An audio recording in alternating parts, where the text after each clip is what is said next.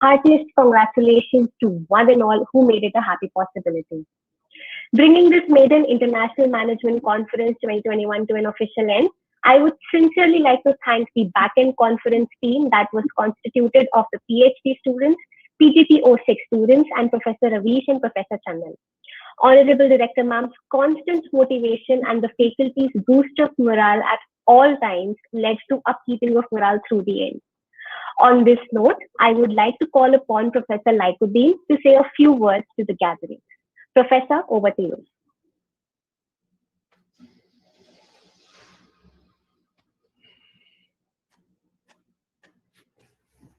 I am afraid I will be making a quick call here. There seems to be some sort of a problem on the professor's end. Please bear with me for a few minutes because we all know how really... Okay, sir is here. Yes. Great. Sir, a very good evening to all of you. In these tough times, IIM Bodh Gaya has conducted virtual conference with the thought that this is the time for us to recover, become resilient, and adapt to new normal. Last 2 days, we were on upbeat, sharing the knowledge mutually. 275 plus papers were presented in 54 tracks by expert researchers, scholars, industry specialists, with deep insights on post-COVID strategies for management.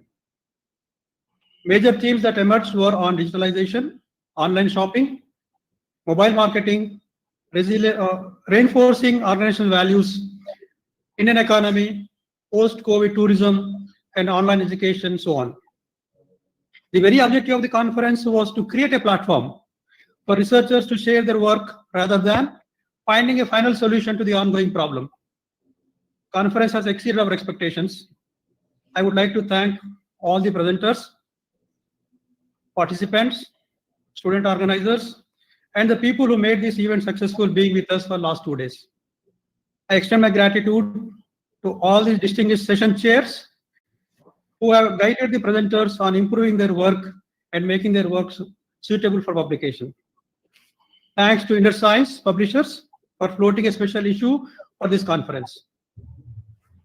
We are anticipating that some of the works presented last 2 days will be published in ABDC ranked journals of Emeralds, Taylor and Francis, or at least as a book chapters of edited book. We wish you all the best. We are coming up with our next conference in December 2021 on mindfulness. We look forward to see you again. Now we have with us Professor Justin Powell as speaker for valedictory session. Dr. Powell is a distinguished professor of PhD and MBA program, University of Puerto Rico, USA, distinguished professor with Indian Institute of Management Kozhikode and Symbiosis Institute of Business Management.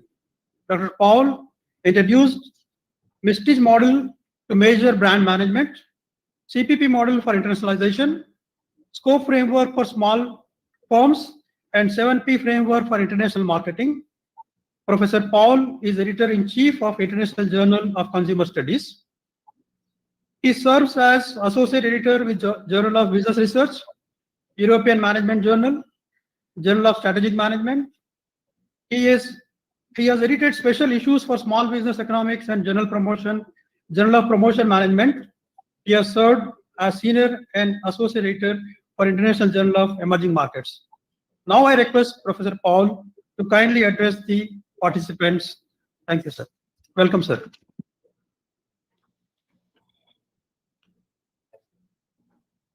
Thank you.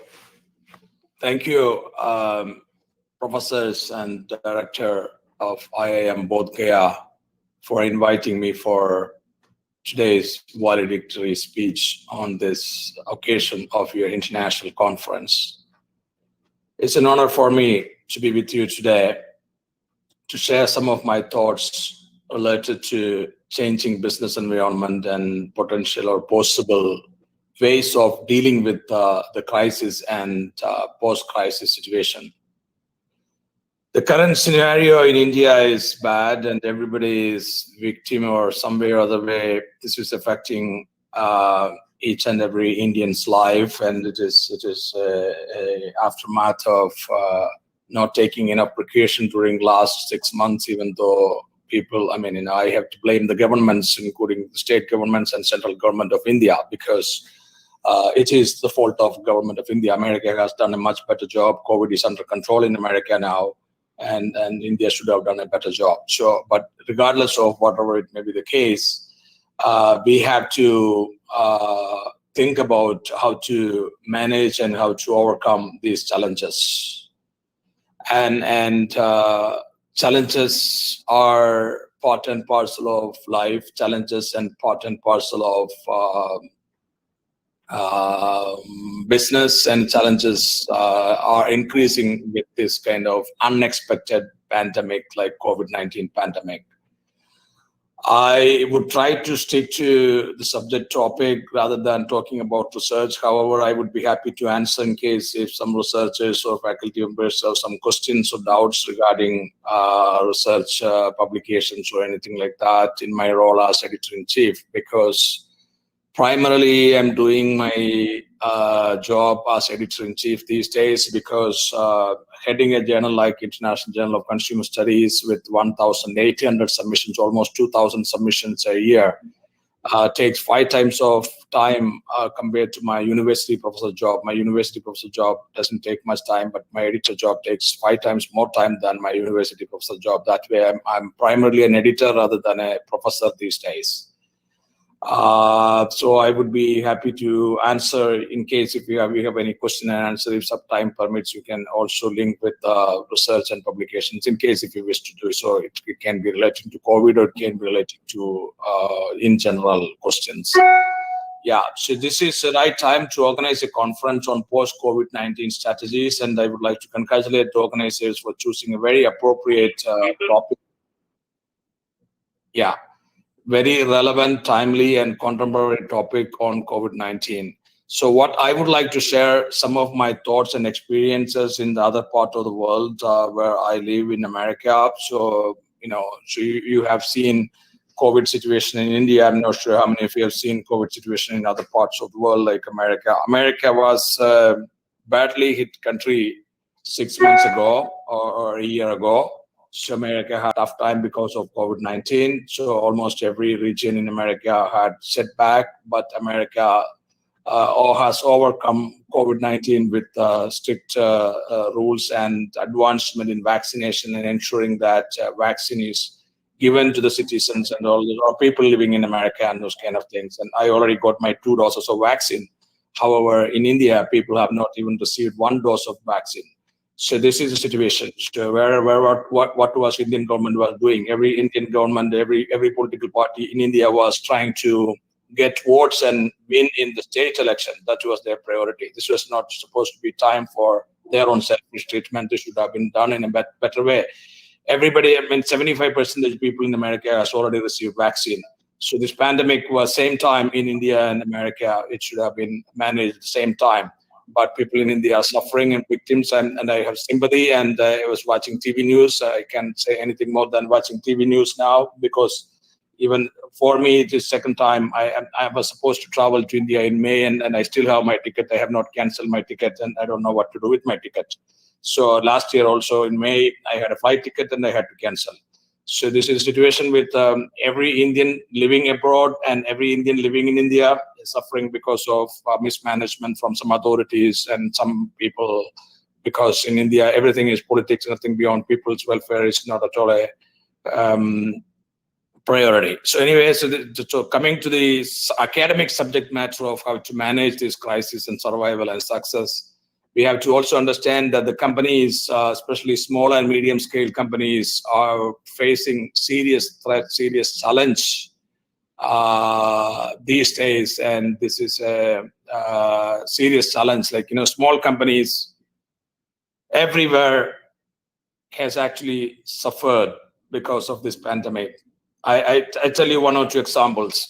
I have a friend, she's a lady professor at IIT Delhi. And her husband is a small entrepreneur. He has no income for more than a year. And since she is one of my friends, she talked to me a few months ago, and she told me that she is very disappointed because her husband has no income now. So there are a lot of problems like that. This is just an example. And another example, I have a neighbor, in my building where I live, and this is a Chinese American neighbor, and she moved from migrated from China to America, and initially she moved as a Chinese cook, and then she started restaurants, and she owns a couple of restaurant branches. I mean, she runs a Chinese restaurant with 4 or 5 branches, and her business is totally collapsed now. She has completely shut down her restaurant business because of COVID-19, because 3-4 months lockdown time, and then after that, when she started opening the business, people were not going to restaurant, and she was not getting enough income. So without income, she cannot survive, and she cannot sustain in the restaurant industry. So she decided to close down. So there are so many examples like this, so many examples, hundreds of examples, thousands of examples, especially in different sectors. In services sector was booming for 20 years before COVID-19. But now services sector, the labor-intensive services sector, is on the verge of collapse because of COVID-19 pandemic.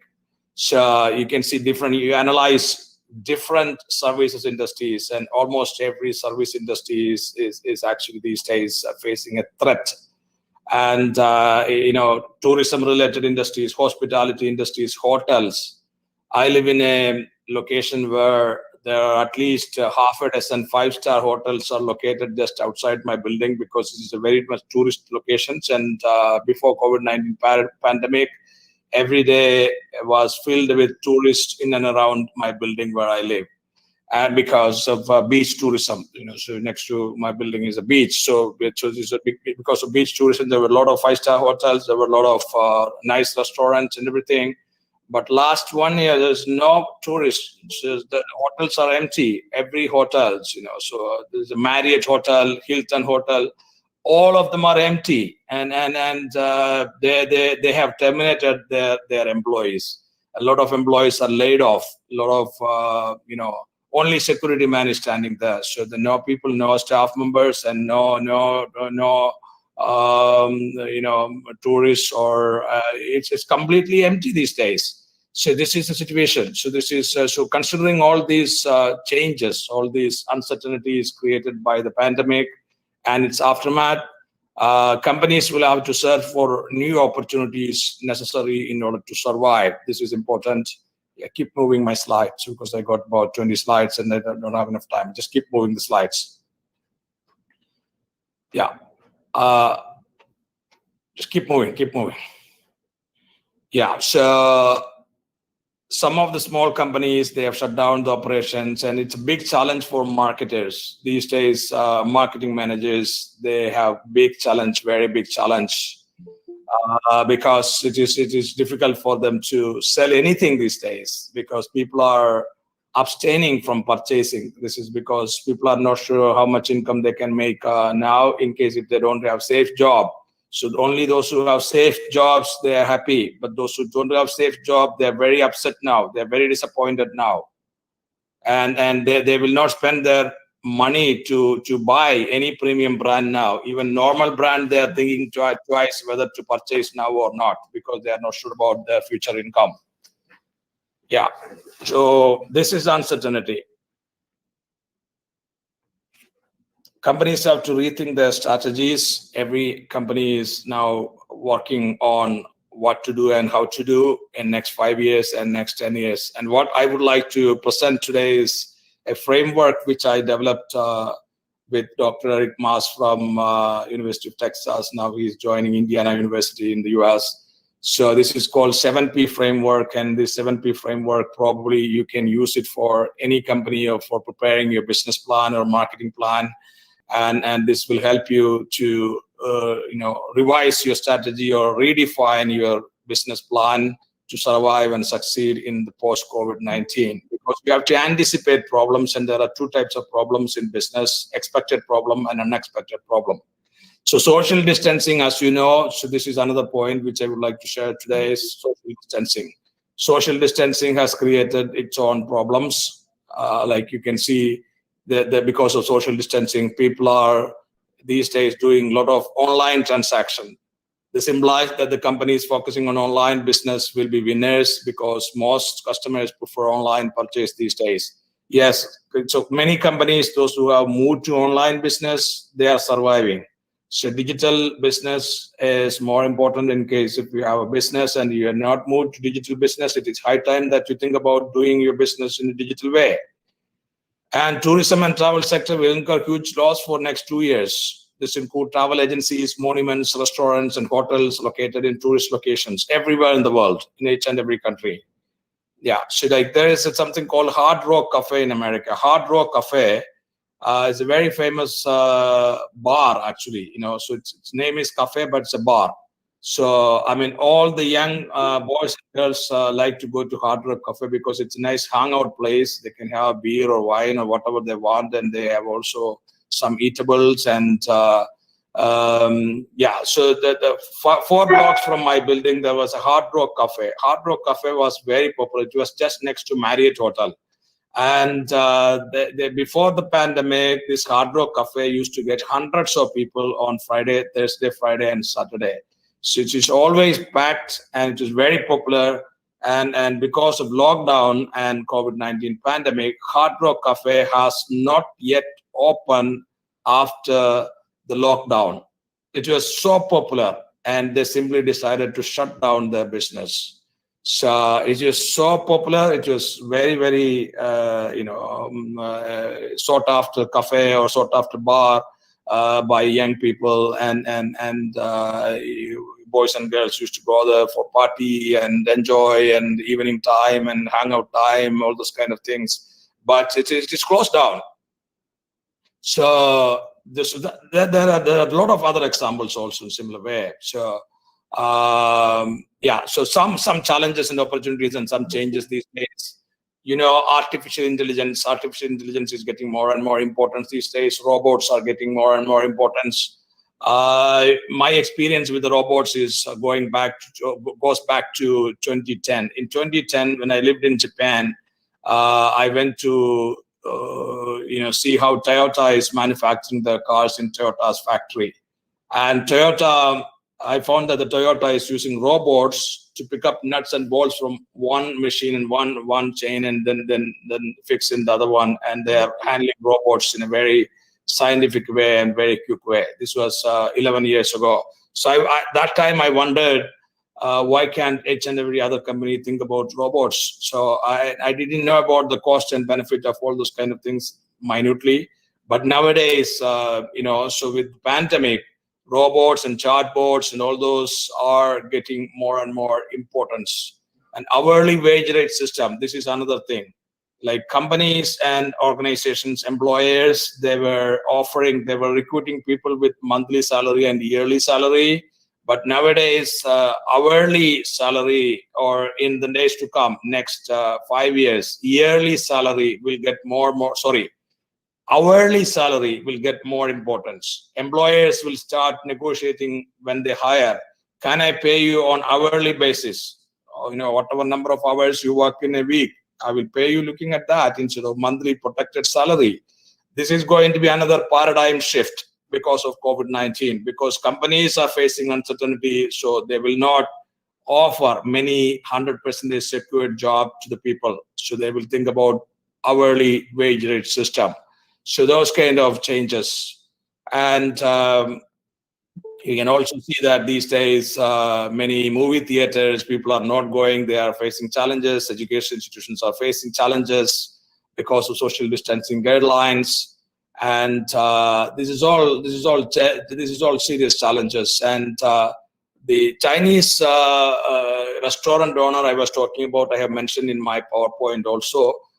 The business model she had was that she did not own any of those buildings, but she had 4 or 5 branches of her restaurant. All the buildings she had leased it. She had to pay rent, huge amount of rent. But her landlord, the owner of those buildings, that owner had bank loan, and this Chinese owner of the restaurant was not able to pay rent monthly basis because she was not getting customers. When she was not able to pay rent, the owner terminated the agreement. And so she could not get the property to run restaurant anymore, and she decided to close down the business. So many hotels have terminated employees. Yeah. So considering all these challenges in different sectors, I would like to introduce this 7P framework for writing or rewriting your business plan for any company, or if you're a professor, you can perhaps use this as a framework to ask your students to prepare a business plan or marketing plan in your class, and this is going to also be useful. And this 7P framework, what I try to do here is looking at performance of a company. For example, in post-COVID-19 time, you have to think about how an organization achieve performance. An organization achieving performance is critical and important. In case if they have to achieve performance, what we present is think about other 6 Ps and the total 7 Ps, including performance. And performance is considered as a function of stick to the previous one. So, yeah. Here, performance is a function of potential, path, process, pace, pattern, and problems. So here, what is important is that if we have to achieve performance, you have to analyze, and you have to estimate your potential, your market potential. It's important. And then if you don't do that in advance, you will not succeed. And you have to also analyze your growth path. How do you grow in the post-COVID-19 era? How do you grow means, so how do you mobilize resources? How do you get financial resources? How do you get human resources? Excellent financial resources and remarkable human resources. This is important. That is your growth path. And you need to have strategy for that, to manage your financial resources and manage your human resources. Financial resources include your own funds, or it can be venture capital, it can be fund from partners, it can be raising resources, financial resources from capital market, and so on. And process and pace. What processes you will follow for your growth? And processes include organic process and inorganic process. Organic process means you grow with your own branches, and you open your own branches. It is organic growth. It is like giving birth to a child and then raising a child. So that is organic. But inorganic processes include acquiring companies, strategic alliances with successful players, business partnership with more and more players, interdependence. Inorganic processes can be based on interdependence. Business is, to a large extent, is based on interdependence. So you need to think about interdependence-based, strategic collaboration-based, or in case if required, acquisitions and those kind of things. But acquisition is a ruled out thing during the post-COVID-19 time for next 2-3 years. But strategic collaborations will definitely help. I would suggest that as part of your inorganic growth process, you have to think about strategic collaborations with successful players in your industry, or it can be strategic collaboration with suppliers. It can be strategic collaborations with the customers. It can be strategic collaboration with business partners. So it can be in different ways. And pace of doing business. Pace refers to speed. At what speed you will have to do business. This you have to discuss with your managers, and you have to decide. You need to have a strategy regarding pace. Some companies like to do business at the daredevil speed. Daredevil speed means at the speed of light. So daredevil speed of doing business may not be good in every sector, but you might need to go with optimal speed sometimes in some sectors. So you have to decide that, looking at what industry you are in and your competitors, how competitive is your industry, how competitive is your market, how competitive is your country. All those need to be looked into. And pattern refers to your product portfolio and your market portfolio. Pattern can be diversified. Suppose currently, in case if you are only doing business with one product, think about product line for your company. In case currently, if you're doing business, with reference to one or two, market, think about diversifying into more market, entering into more markets. Such things are also important. Problems are expected problems and unexpected problem. COVID-19 was an unexpected problem. So you have to, when you prepare your business plan using this formula, using this 7P framework, you have to also look at anticipated problem and unanticipated problem. In other words, I can say expected problem and unexpected problem. So you have to look at that, and if you look at expected problems and unexpected problem, you can figure it out, and then you can I mean, you have to analyze this. You have to expect this kind of things, and you have to examine this kind of things and plan this. And this plan will help you to do a better job. It is like, when you have to build an apartment, or when you have to build a house or a building, you need to have a foundation. So this plan, this framework will give you a foundation. It will work as a foundation for your business. And so especially the problems, you have to expect unexpected problem, or you have to expect unanticipated problem. This is very important. What are the likely problems that might come across, your organization will face next 1 or 2 years? You have to think about that. You have to discuss that. You have to accommodate that. You have to incorporate that in your business plan or marketing plan. If you do that, you will succeed. Otherwise, you may not succeed in the next 3 or 4 or 5 years, because next 2 or 3 or 4 more years is likely to be somewhat problematic with some issues and challenges. And also because once this kind of pandemic of this kind of magnitude occurs, so it will have some after effects, and some of those after effects will remain for 2 or 3 years. This is going to happen. So we have to expect that, and we have to plan that, and we have to overcome those challenges with precaution and care. So considering that we have limited time, and I would like to wind up my one-way speech, and in case if you have any questions relating to this or relating to anything on research and publications, I would be happy to answer, subject to time, subject to the organization's permission.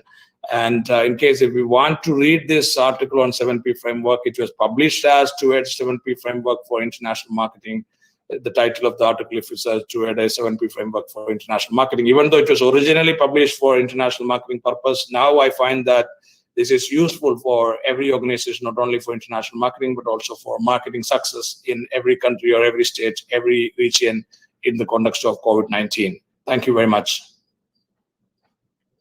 Yeah, I also have this article you can download from academia.com if you access my account on Academia or ResearchGate, in case, also I have speeches, videos of speeches on my YouTube channel, youtube.com/drjustinpaul. You can find me or subscribe my YouTube channel, or you can follow me on Twitter also, twitter.com/drjustinpaul. Thank you.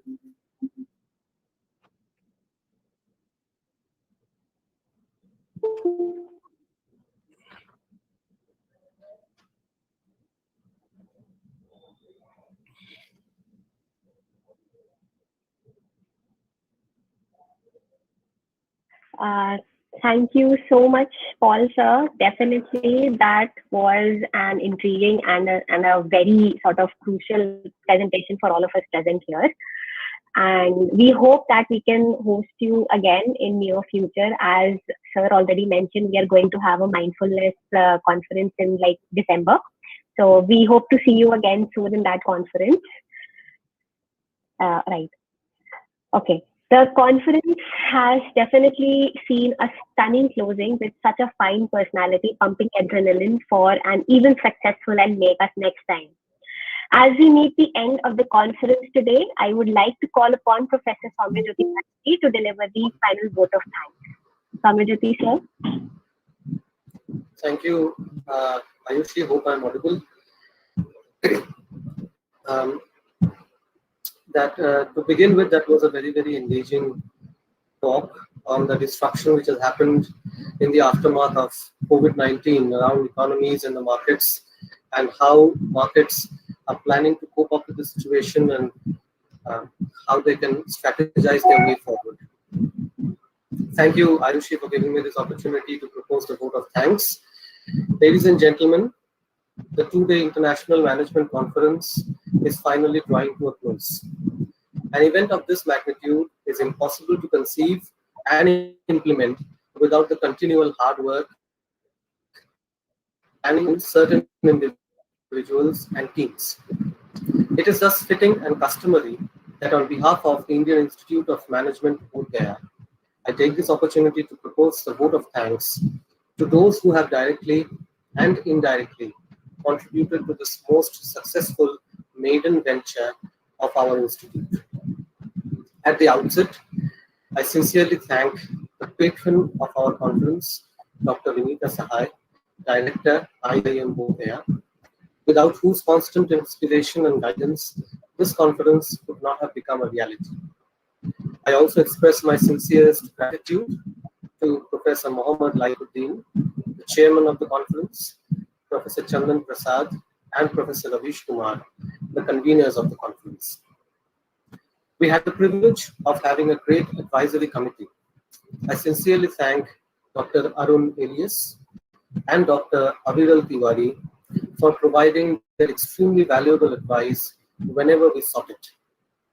A very, very big thank you to our keynote speakers, Professor Sanjay Madhya, Professor Arun Elias, Professor Yanki Harti Chapsi, Mr. Neeraj Khandilwal, and of course, Dr. Justin Paul. Our heartfelt gratitude goes out to the session chairs, Dr. Derby Reyes, Dr. Kapon Panda, Professor Shubhadeep Roy, Dr. Ambika Jutsri, Dr. Jinia Mukherjee, Dr. K.V. Bhanumurthy, and all others. We deeply beloved and dedicated team of PhD scholars, Arvind, Shweta, Purva, and Shimona, who have worked tirelessly for the last so many months and made this event a grand success. I thank all the paper presenters and participants alike for making this conference such a big success. I also thank everyone who had joined us online to witness the event. A very big thank you to the organizing committee, faculty members, non-teaching staff, students, and the entire IT team of IIM Bodh for their unflinching support and coordination. With these few words, we draw this conference to a close. A very, very big thank you once again to all of you for joining us, and we hope to see you soon again. Thank you.